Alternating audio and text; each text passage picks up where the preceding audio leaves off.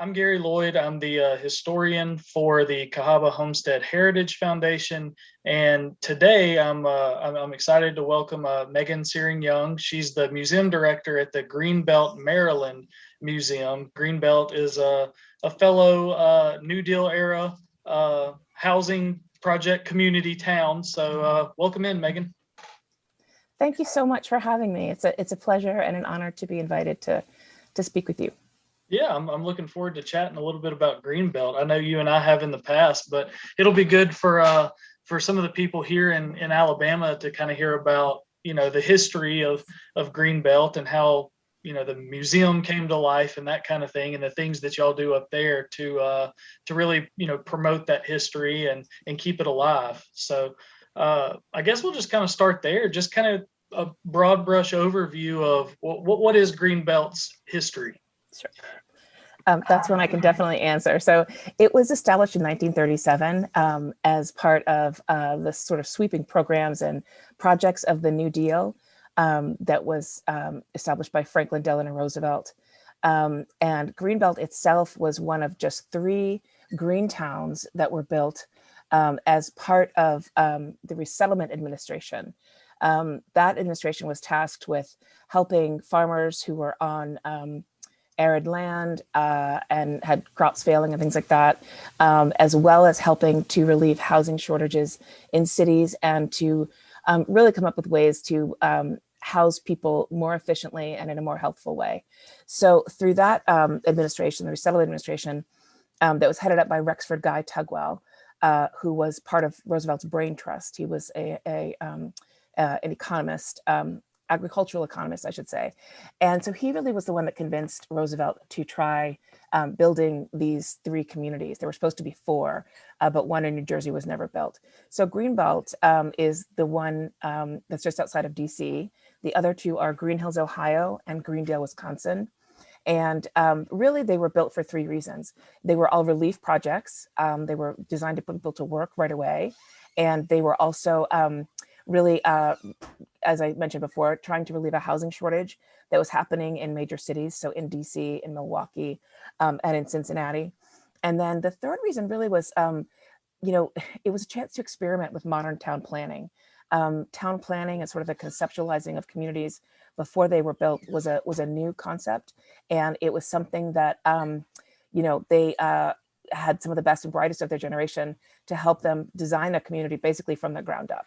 And so it was opened in 1937, and it's been, it's been thriving ever since. It's over 80 years old now, and Greenbelt itself, is a combination of housing and walkways and pathways that wind through the town. It's comprised of super blocks, which are different than city blocks in that they're more organic. They're sort of stretched out city block, and instead of lots of roads, winding through the living spaces, the roads are pushed to the outskirts of the super blocks, and the system of pathways and walkways really takes the place of those. And there are ball fields, there's a school, there's a shopping area. So the planners really tried to think of every little thing that people might need or want in these new communities. That's really cool. The museum, how did it come about and when? And are y'all located maybe in one of the previous homes? What does that look like? Yes, we are. We're very fortunate. The museum itself was established in 1987 when the community was 50 years old. And there were some very, very far-sighted volunteers who came up with the idea to have the city purchase one of the original townhomes that was built as part of the project and turn that into a house museum. And they joke now, several of them are still volunteers with us and very involved. And they joke now that if they'd known how much work it was, they might not have done it. But, they were devoted to this idea, and they really strongly believed that this was history that was incredibly important. And that, at the time, there wasn't a lot of interest, I think, in the New Deal programs. And so they really had to convince the townspeople, people in the community to go ahead and do this. There was concern about it would increase their taxes and things like that. And it turned out, I think they did the math and increased it by maybe a penny or two per person. So it really wasn't a big impact. So it was established in 1987, and it's been going strong ever since. And really, we think of ourselves as a small community-based museum. Although we have visitors from all over the state, the country, and even the world. We regularly have people come from as far away as Japan, Australia, the UK, Germany, places like that. And we really are more than just a house museum. We do walking tours. We have changing exhibit space in the community center. We have kids activities. We do a lecture series. We're also sort of a resource for the community when people have questions about either their homes or something that happened. And lately, we've really been making a push to include a lot more information about the fact that Greenbelt was segregated. When the community was 75 years old, the museum established a archive of the African American experience in Greenbelt as a way to sort of signal that we were really going to try to go after this information and make sure that everybody who came to visit understood that although it's been called a utopia and a modern community and this sort of idyllic place to live, it was only if you were a white family. It was integrated in terms of religion, but not in terms of race. So it's one of the things that, as I said, we've really been trying to make sure people understand. It's incredibly important. Yeah. How long have you been with the museum? I've been with museums since 2007. I was in a part-time job there, and then when the director position opened up, I applied and was offered that job. So I've been there since 2008. Wow. So is that something that I don't know, like how important is that to you personally to, kind of be a steward of that history there? Like I would imagine that's something that really tugs at you. It does. It's incredibly important. I feel very fortunate that I not only get to work in my field, my chosen field is, in museums, but also in an era that I love. I mean, the early 20th century is just so interesting. There's so much rapid change. And, the New Deal, as you and I've talked about before, it just has so many different facets. I mean, and I never think it gets the attention that it deserves.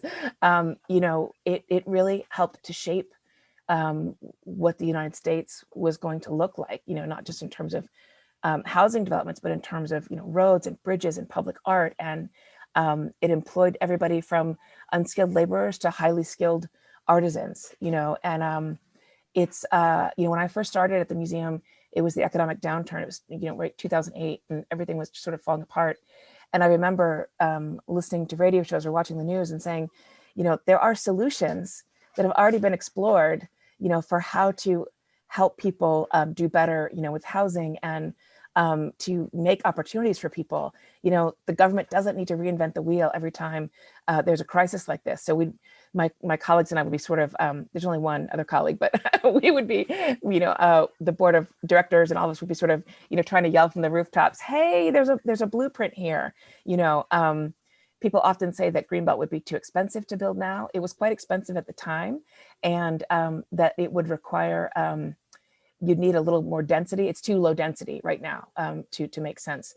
But that was part of the point, that people could live very close to nature with lots of green space and recreational spaces. And, I even think that it would be possible to do a similar thing, even with a little more density without losing too much, of the original feeling of it. I don't advocate that for Greenbelt, of course, but if someone's going to build a new community, and there are some communities that are popping up, that here and there, and it's particularly interesting to see private industry take it up. That was the original point, actually. Tugwell's sort of pitch to Roosevelt was, this will inspire, this will be copied by private industry. That, of course, didn't happen because World War II just sort of diverted attention away from these kinds of programs. And then returning GIs wanted quickly built housing, and you end up with Levitt towns and things like that, which were not as carefully planned. Although there are very few tiny little, connections in terms of cul-de-sacs and some of the kinds of elements that went into that. But yeah, personally, I feel like there's just so much to learn from, and it's a fascinating era, and You know, as I said, we're very small. I'm the only full-time staff person, but we have a core of about 25 volunteers, and there's a part-time education person, and we managed to do a lot with very little. Um, Luckily, you know, the internet has become so important. So our website, we really think of that as our front door. And especially with the pandemic, you know, it became even more than that. But we're looking forward to welcoming people back into the museum house, because Yeah. that's what's the most inspiring. It's when you get to talk to people and they say, I had no idea, you know, I didn't know this was here. And that's the part that is really, really exciting. Much better than grant writing and things like that. Right. So Speaking of the museum and opening those doors again, I mean, what kinds of things, artifacts, documents, what kind of things does the museum house? that's a great question. So we have quite a wide-ranging collection. Anything you would expect to see in a household of sort of a typical American family. The planners called it people of moderate income. You know, to move into Greenbelt, the application process was very intense. You had to have a job. You had to have some education. This was not aimed at people who were homeless or unhoused. You know, it was really intended for people who had you know, solid jobs, but just really needed a better place to live. And so, you know, we have furniture that was designed by the federal government to fit the spaces inside these homes. I don't know of other cases of the federal government designing furniture, except for maybe the military. But so it's beautiful wood furniture that was very carefully designed. We're very lucky to have that. Things like Fiesta ware and depression glass, and we have an old fan. We have a typewriter that we allow kids to type on, and they don't really know how to use it. So that's really exciting, you know, to Yeah. show them. And, you know, we have some old telephones and toasters and appliances and, Wow. you know, clothing. And those are things that are on display in the house, and we rotate them seasonally because we often have a lot of repeat visitors. People that live in the town want to bring their relatives who are visiting or friends who are visiting, you know, to go see the museum. And we also have a pretty robust archive that is comprised of photographs and documents and maps and things all the way from the very, very beginning of the community, like blueprints, all the way to the present day, you know. And we've been documenting this past year how people have responded to the pandemic there, you know, in the hopes that that might be useful for people to look at one day. So it's really quite, far ranging. We are just in the middle of raising money. The row house that the museum is in is a duplex. So it's two houses side by side and connected. And the city has purchased the home next door, and we have a capital campaign right now. That's going to be turned into a education and visitor center. Oh, And we're cool. very excited about that. We'll be able to do Yeah. great stuff with that. So it'll be an archives room and room for, we show a little orientation film when people arrive, a gift shop, and we'll have, we call it a learning lab, where we're hoping to teach kids, you know, things like, you know, how to darn socks and, you know, how to do canning, you know, and things that kids would have been learning, you know, in the 30s and 40s, if they weren't outside playing, which probably they Right. were, but, you know, Well, we're that's excited about that's it. really cool because I mean you mentioned a little bit ago too, just about people from Greenbelt come and visit, people from all over Maryland, the country, the world. You mentioned Japan. I mean things like that.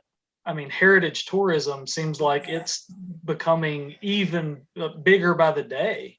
It really is. I think people are thankfully becoming, you know, better educated about how many dollars it can bring in. It's the kind of thing where, you know, many of the local tourism bureau talks about how money invested in historic sites and heritage sites actually, I think the return is something like for every dollar spent, there's two made as a result of that. Wow. And of course, when people come to tour your site, they often want to get lunch, so they'll be patronizing local businesses. They often want to, you know, maybe do some shopping or, you know, stay overnight. So we find a lot of our visitors are people who maybe have been to DC and are interested in exploring like a little bit out from the city center. We're only about 14 miles from there. Baltimore's not far away either. And of course, those are, you know, big tourism hubs and transportation hubs with the airports. So But we also have University of Maryland. College Park is right nearby, and NASA is sort of on the other side. So, we're really, I think, situated well to take advantage of people who come out and, want to see a variety of things from, a history site to, other resources that are in the area. Right. And for you specifically, why, me and you have talked about this before as well, but documenting this kind of history, why is it important? It's important for so many reasons. I think, at its core, the New Deal programs came about, to some extent out of desperation. People were looking for things to help. Everyone was fairly desperate. And, Roosevelt, I'm going to bungle the original quote, but, it was basically like, try something, if you fail, you fail, but you have to try these things, to help American citizens. And the history is disappearing. The people who grew up in Greenbelt, they were kids, are getting up in age. For the most part, their parents who were here in Greenbelt have passed away. There's a few that, are still around, but they're quite up in age as well. And our access to, direct lines to this history is, the window is closing. I mean, that's my feeling. And there's nothing like actually speaking to people and hearing how transformative the community was. There was a woman who grew up in Greenbelt who had moved away to Florida. I don't think she lived in Greenbelt for more than 5 years, but it was in the very early years, and she was one of the first families to move in. They were noted as pioneers, as in pioneers in a new way of living. There was quite a lot of optimism there. And she said that they'd been living in a basement apartment in DC, sharing a bathroom with 2 other families. It was her mother, father, her 2 brothers, and there were mice and bugs, and it was dark. And, she said they got their home in Greenbelt, and she said moving there, was the single most transformative moment of her life. That's the kind of thing, like, it gives you chills, it had such a huge impact. And it's because some people got together and decided they were going to, be bold. It was a really bold experiment. And that is a famous quote of Roosevelt's. When he saw it, he said, "This is an experiment that should be copied, everywhere, all across the country." Of course it wasn't, but, Right. we're here to say, we're here. And, we often network with other of there were 100, like, I think 99 different New Deal communities, some like homesteads, like yours, others, maybe just an apartment housing complex. Some were full-blown communities like Greenbelt. And we often, compare and contrast the differences between these communities. But in terms of being able to find, primary resources, and to be able to really attract people to your site and have good information, we've got to go after this information right now. In grant writing, there's often a question, is there a time constraint? Is this of a particular importance in terms of timing? And we always write yes, because some of the structures that the New Deal built are not in good shape. Some of the, not just the people who were living in these places, but, the records, all of it is, is I think, the stuff that's not been collected yet, I feel is further and further in jeopardy as we are nearing, I can't believe it, but we're not too far from the 100-year mark, That's right. of some of these programs and the initiatives. So it is incredibly important. And I don't think it's a hard case to make when you go to funders and say, this is important. It's true, George Washington did not sleep here, but it's important for other reasons. Right. There's a lot of fancy houses that have been preserved, that were built and lived in by wealthy families. The New Deal stuff is people, just for everyday people, and that's incredibly important. That's right. Yeah, and I didn't realize, I guess, just how close y'all were up there to DC. Yeah. Maybe someday, if I get to visit the National Archives up there, I might have to swing by and You have to, tour the house. especially if you go to the National Archives too. it's an additional space that's not Yeah. downtown, is practically a stone's throw. It's just a couple miles from us, out Wow. near College Park. So you'll have to come and have a tour.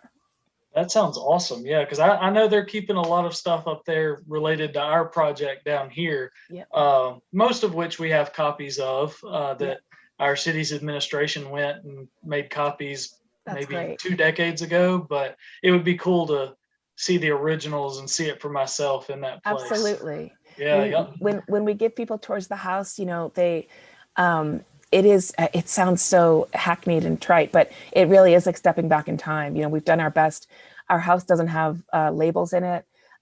We have docents that give tours and can answer questions about items or, how people lived in the homes. And we are a hands-on museum. So, many people walk in and they say, oh, can I touch this? And, adults and kids. And in fact, sometimes the kids are better behaved than the adults because the stuff is older to them, and the adults say, oh, my grandmother had this, my aunt had this. And so we say, just please touch respectfully. And we let people sit on the couch. It's not original upholstery. The frame is original, but not the original upholstery. So, and being able to sort of be more comfortable in a space rather than, be restricted behind a velvet rope or a plexiglass window, I think makes a huge difference in grabbing people sort of in an emotional way and makes them want to come back and bring other family members and friends. And we have people come back and say, I had to bring my sister. I knew she'd love this, so it's our challenge actually is our size. The house is 836 square feet. So I have people from Google and Yelp, calling, wanting us to advertise and saying, we can bring buses, to your site. And we say, no, this is a much more personal experience. We've done tours of 50, but we have to break people up into groups of, 7 to 10 people to be able to fit through the house. And sadly, that's one of the reasons why the house isn't back open now, because there's no social distancing in there. And it's tricky. So we've done virtual tours. And we will continue to do that. We're starting up again with our walking tours, which are outside. And that's another great way to experience the community, because there's so much you can't see from just driving, because it is sort of, these blocks were sort of turned inside out, and the back doors of the houses actually face the street, and the front door of the houses face the interior walkways and shared green space, which is also kind of ingenious, That is cool. Yeah. So you'll have to come see it yourself. Yeah, I can't wait. That'll be. I'm putting it on the travel list. That'll Definitely. be great.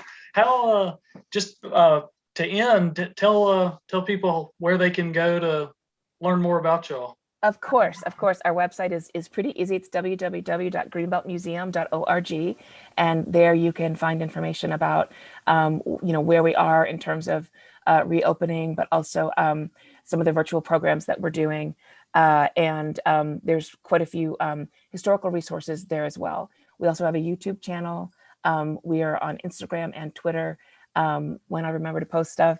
And we're about to break into TikTok. So I don't know what that's going to be like, but that's a whole new horizon. So we got to innovate. You got to be innovative if you want to survive in the museum world. So we're working on that. But we have a lot of fun with it, as well as dealing with pretty, serious topics. We want to make it inviting for people. So absolutely. Well, Megan, that's all I got. I certainly appreciate you taking the time and talking about y'all's New Deal project up there. It's always it's good to learn about a sister city, so to speak, and learn how that project was done there and compare and contrast the ways ours was done down here. So I certainly appreciate it. It's my pleasure. It was an honor to speak with you, and best of luck in your project at Cahaba. I'm going to follow that closely, and I hope that if you have other questions or things like that, just reach out to us. That sounds good. I appreciate it, Megan. Have a good day. Thanks so much. Okay, bye-bye.